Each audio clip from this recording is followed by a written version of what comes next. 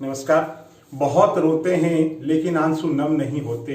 इन आंसुओं के बरसने के कोई मौसम नहीं होते और हम अपने दुश्मनों के बीच महफूज रहते हैं, क्योंकि हमारे माँ बाप की दुआओं के खजाने कभी खाली नहीं होते।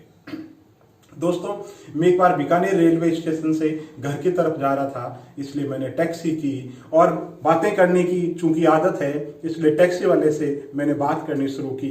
तो टैक्सी वाले ने मुझे बताया कि मूल रूप से वो बिहार का रहने वाला है और रोजी रोटी के लिए राजस्थान आ गया और राजस्थान में बीकानेर को ही अपनी कर्म भूमि और बीकानेर को ही अपनी जन्मभूमि सा ही मानता है।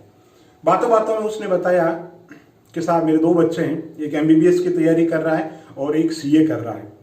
मैंने कहा यार, आप टैक्सी ड्राइवर होकर के बच्चों का पालन पोषण कैसे करते हो? तो उसने कहा साहब मैं फैक्ट्री में काम करता हूं और फैक्ट्री से काम से फ्री होने के बाद के अंदर मैं टैक्सी चलाता हूं ताकि मैं बच्चों को अच्छी तालीम दे सकूं। मुझे जिंदगी भर मलाल है कि मैं जीवन के अंदर कुछ नहीं कर पाया, लेकिन मैं ये चाहता हूं कि मेरे बच्चों को कोई तंगी ना झेलनी पड़े, इसलिए मैं खुद संघर्ष कर रहा हूं, मगर चाहता हूं कि बच्चों को अच्छी शिक्षा मिले।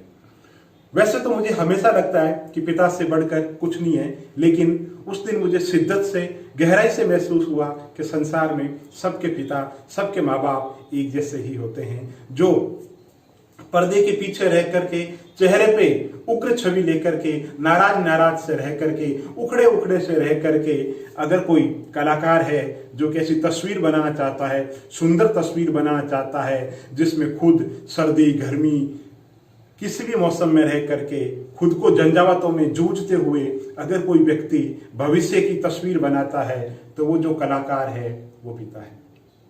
दोस्तों, पिता वो होता है जो ढाल है संसार में। जब तक पिताजी है तब तक वो आपकी ढाल है, आपकी सारी बुराइयां, आपकी सारी कमियां जो है उनको ढक लेने वाले वो माँ बाप है। दोस्तों, जैसे होली हो, दीपावली हो या कोई त्योहार हो या कोई भी फंक्शन हो, अपन जब गांव नहीं जा पाते हैं तो माँ बाप अपनी ढाल हैं। वो कहते हैं नाकारापन अपना है, लेकिन माँ बाप कहते हैं कि साहब वो तो आना चाहता था, मैंने मना कर दिया।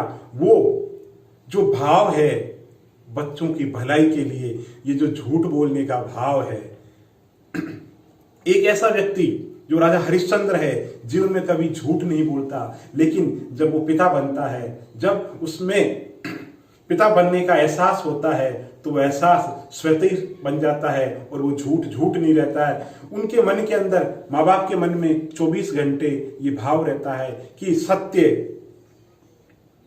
बोलकर अगर बच्चों का बुरा हो या बच्चों को कोई गलत कहे तो हमें ऐसा सत्य नहीं बोलना है। तो माँ बाप के लिए सबसे बड़ा सच, सबसे बड़ा ट्रुथ अगर कोई है तो वो उनकी संतान और संतान की भलाई है। दोस्तों, एक गजादान जी साहित्यकार है, वो कहते हैं कि बूढ़ा घरेरी साख हुए। जो बूढ़े और जो बुजुर्ग हैं वो दरखत हैं, वो घर की साख है, वो संस्कार है, वो रीति रिवाज है, वो परंपरा है, माँ बाप मान्यताएं हैं, वो हमारे लिए टीचर है, वो हमारे लिए प्रयोगशाला है। वो तपती धूप में हमें एहसास कराते हैं कि जीवन कैसे जीना है। तो माँ बाप से बढ़कर संसार के अंदर कुछ नहीं है। वो लोग सौभाग्यशाली हैं जो माँ बाप रूपी पेड़ पौधे की छाया में पनप रहे हैं। दोस्तों, माँ बाप के साथ में ये जोड़ना चाहूंगा कि जो बुजुर्गों का जो अनुभव है उससे बढ़कर कुछ नहीं है।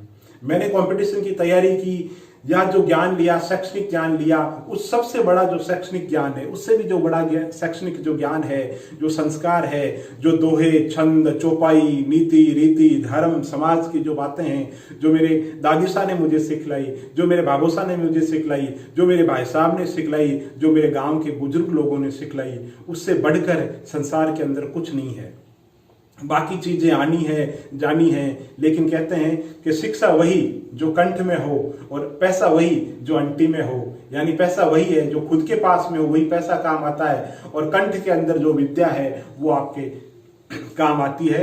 तो बड़े बुजुर्ग जो है उनकी सोहबत में रहिए, उनके पास में बैठिए, उनसे सीखिए। जीवन में अगर सफल होना है, जीवन में कुछ चीजें सीखनी है, तो बड़े बुजुर्गों के पास में बैठिए और उनसे पूछिए कि जीवन कैसे जिया जाए। और आप देखते रहिए मेरा चैनल जिसका नाम है टेक्निकल जोगिया। दोस्तों, आपका बहुत प्रेम मिल रहा है, लाइक कीजिए, सब्सक्राइब कीजिए और प्रतिक्रिया जरूर दीजिए। Thank you.